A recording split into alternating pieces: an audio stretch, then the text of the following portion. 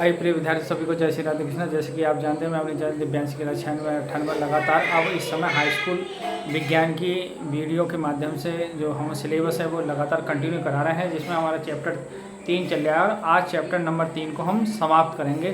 Chapter number 3 जो धातु और अधातु से संबंधित है, तो हमने धातु, अधातु, उपधातु, मिश्र धातु, संगठन वगैरह के बारे में बता दिया है। आज इस पाठ को हम मतलब समाप्त करते हैं और चलते हैं आइए पार्ट 3 की ओर। पार्ट 3 में एक यशद लेपन की परिभाषा कभी कभी आ जाती है, ये क्या है परिभाषा, आइए इसके बारे में जानेंगे।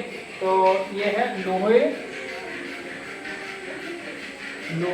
या इस्पात, लोहे या इस्पात कुछ भी कह लो को जंग से बचाने के लिए, जंग से बचाने के लिए, जंग से बचाने के लिए उन पर जिंक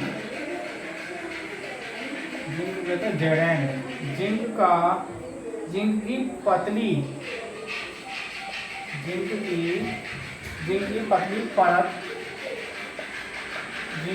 पतली परत चढ़ाई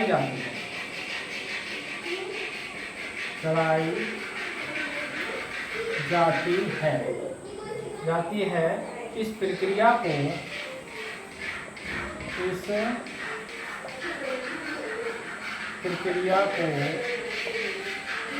यशद लेपन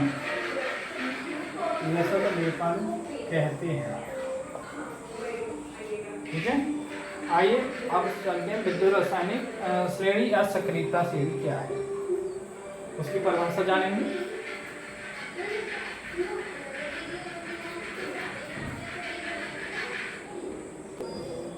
आइए इसकी परिभाषा, विद्युत रासायनिक श्रेणी या सक्रियता श्रेणी आ जाती है। किसे कहते हैं विद्युत रासायनिक श्रेणी या सक्रियता श्रेणी किसे कहते हैं, इसके बारे में आ जाती है। तो इसकी परिभाषा क्या है वो जानेंगे।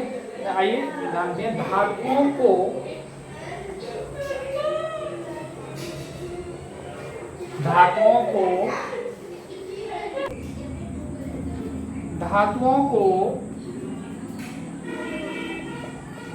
उनकी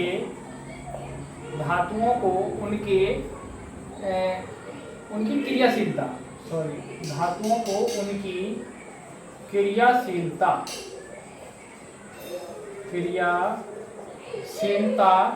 के आधार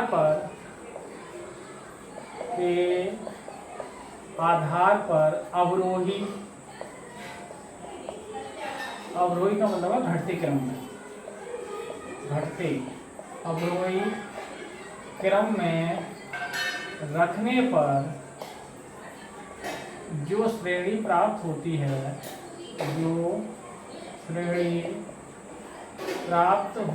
है उसे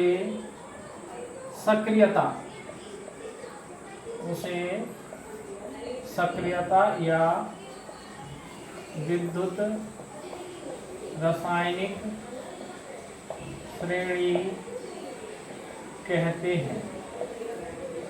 ठीक है, अब इसका आप कह सकते हैं एग्जाम्पल क्या है। एग्जाम्पल में बताऊंगा आपको।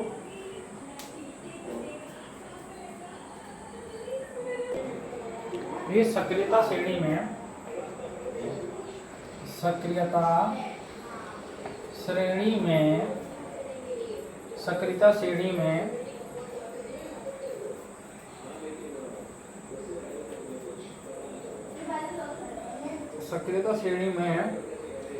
सबसे ऊपर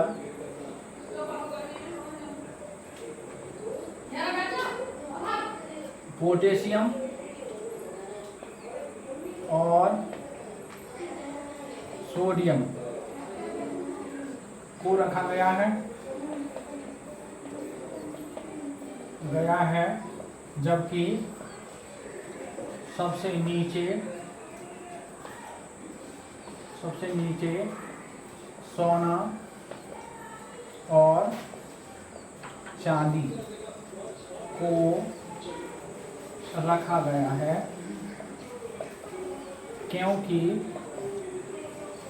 क्योंकि ये बहुत कम क्रियाशील, बहुत कम अभिक्रियाशील धातुएं हैं और ये प्रकृति में मुक्त अवस्था में पाई जाती हैं। अब देखिए मैं बता दे रहा हूँ आपको, जैसे पोटेशियम सबसे ऊपर है 1 नंबर पर, पोटेशियम के बाद सोडियम है, सोडियम के बाद आपका कैल्शियम, मैग्नीशियम, और मैग्नीशियम के बाद एल्युमिनियम, एल्युमिनियम के बाद आपका जिंक है, और जिंक के बाद आपका फेरिक, पीबी लेड शीशा जैसे कहते हैं, और फिर आपका हाइड्रोजन और कॉपर है, और कॉपर के बाद जो है वो पारा है Ag, और पारे के बाद आपका Ag चांदी है, और चांदी के लास्ट में है सोना। ये कम क्रियाशील हैं और ये अधिक क्रियाशील, बाकी एक जैसी हैं, नॉर्मल है। बस आइए आगे बढ़ते हैं। आप ये कम मैग्नीशियम से कॉपर तक जो पारे तक की हैं वो कम क्रियाशील हैं, पोटेशियम सोडियम बहुत अधिक क्रियाशील है, और चांदी और जो सोना है वो बहुत कम क्रियाशील है। आइए आगे बढ़ते हैं। अब एक है एक्वा रेजिया, क्या है उसके बारे में जानेंगे थोड़ा सा।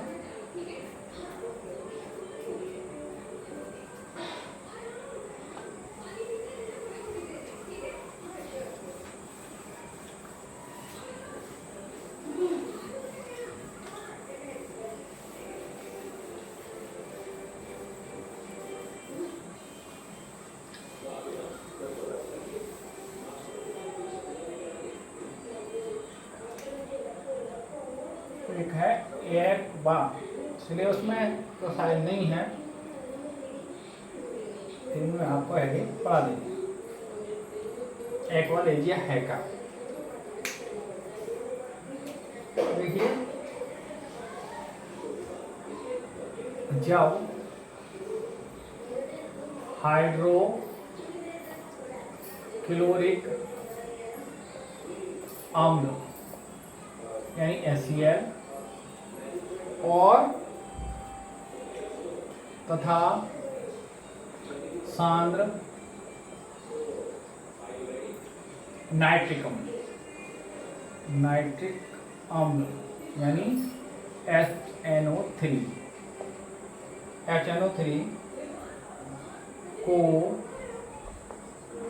3:1 के अनुपात में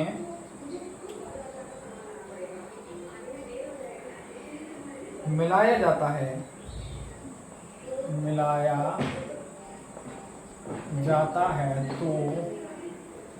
तो ताजा बना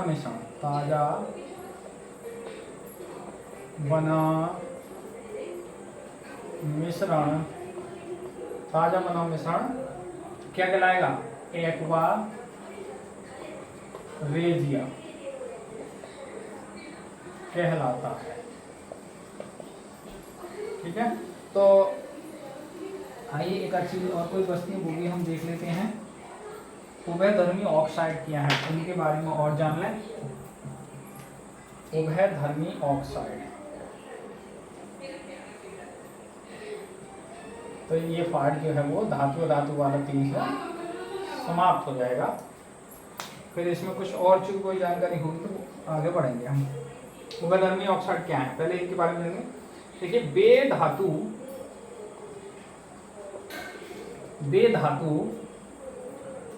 ऑक्साइड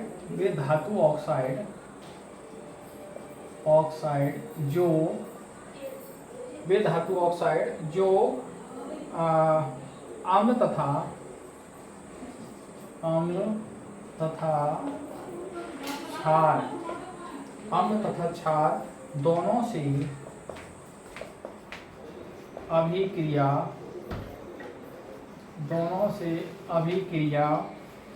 करते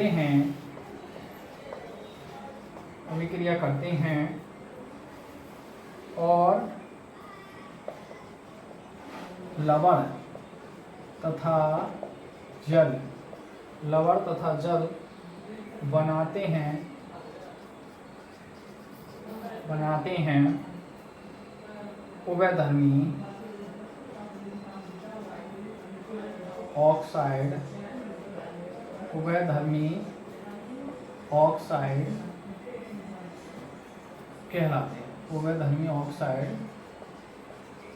कहलाते हैं। तो इस प्रकार आइए इनका एग्जाम्पल और जान लें। जैसे Al2O3 प्लस क्रिया करा दो इसकी 6HCl से, इजिकल टू आपका क्या बन जाएगा 2AlCl3 और प्लस H2O। देखिए हाइड्रोजन 6 है तो 3H2 ले लो, O कितने हैं 3 O आ गए, 2 एल्युमिनियम आ गए, Cl कितने हैं 6 तो 2 3 6 कंप्लीट हो गई।